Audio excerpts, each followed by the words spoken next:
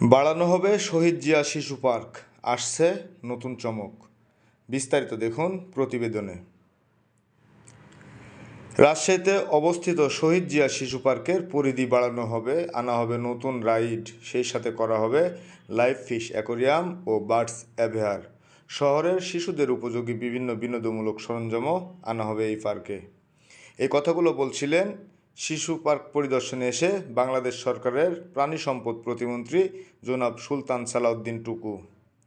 এ সময় প্রতিমন্ত্রীর সঙ্গে সফরসঙ্গী ছিলেন রাজশাহী সিটি কর্পোরেশনের মাননীয় প্রশাসক জনাব মাহফুজুর রহমান রিটন।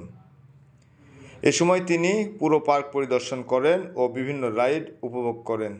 তিনি বলেন, পার্কটি শহীদ জিয়াউর রহমানের নামে নামকরণ করা হয়, তাই বিগত সরকার তা অবহেলা অযত্নে নষ্ট করে ফেলেছে। বিএনপি সরকারের সহযোগিতায় রাজশাহীর মানুষকে বিনোদনের জন্য এই শিশু পার্কটিকে আরও নতুন উদ্যমে সাজানো হবে।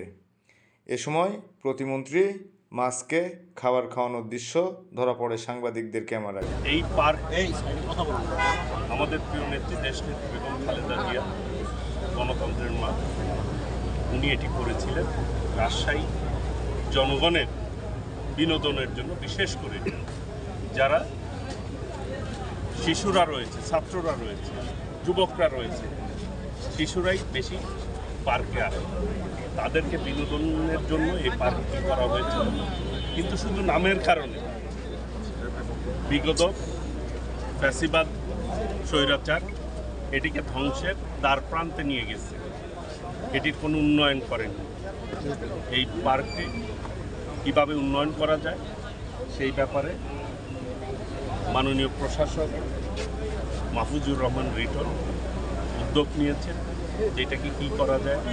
ইতিপূর্বে চিড়িয়াখানাটি আমি ভিজিট করেছি, সেটি কীভাবে আধুনিক করা যায় সেই ব্যাপারে আমরা পদক্ষেপ নেব। এইখানে একটি বার্ডস কর্নার এবং ফিশ অ্যাকোরিয়াম করা যায় কি না সেই ব্যাপারে আমরা চিন্তা ভাবনা করছি। এ ব্যাপারে জানতে পার্কের পরিচালক আরিফুজ্জামান সোহেল বলেন, বাংলাদেশের উত্তরবঙ্গের মাটি মানুষের নেতা জনাব মিজানুর রহমান মিনুর আহ্বানেই রাজশাহীতে এই শহীদ জিয়া শিশু পার্কের যে নির্মাণাধীন কাজ হয়েছিল এবং জনাব মিজানুর রহমান মিনুর নেতৃত্বেই এই পার্কটি সফলভাবে কাজ সম্পন্ন করে এবং আধুনিক একটি পার্ক উত্তরবঙ্গের মধ্যে প্রথম প্রতিষ্ঠিত হয় এবং বেগম খালেদা জিয়াই সরকার আমলে এটা প্রতিষ্ঠিত হয়েছে। আমরা এই বিগত 17 বছর দেখেছি এই বিনোদনের জায়গাটি অকেজ অবস্থায় পড়েছিল। 5ই আগস্টের পরে একটা বিপ্লবী সরকার বিপ্লব ঘটার পরে দেশের যে অবস্থা হয়, ঠিক সেই মুহূর্তে আমরা কোটি কয়েকজন মানুষ মিজানুর রহমানের নেতৃত্বে এবং সিটি কর্পোরেশনের সহায়তায় আমরা পার্কটি পরিচালনার দায়িত্ব গ্রহণ করি এবং সেই সাথে পার্কে যে 18টি রাইডসের মধ্যে 11টি রাইডসই নষ্ট ছিল, সেই নষ্ট রাইডসগুলো কিন্তু আমরা 42 লাখ টাকা আমাদের নিজস্ব অর্থায়নে খরচ করে চালু করেছি এবং আমাদের এইখানে অর্থায়নে এই পার্কটা সচল করার পেছন থেকে যারা কাজ করেছে, এই পার্কের ম্যানেজার ছিলেন সোহেল এবং আমাদের পরবর্তী ম্যানেজার যে আলাল, দুজন এবং আরও কিছু স্টাফদের সহযোগিতায় পার্কটি কিন্তু আজকে সচল অবস্থায়।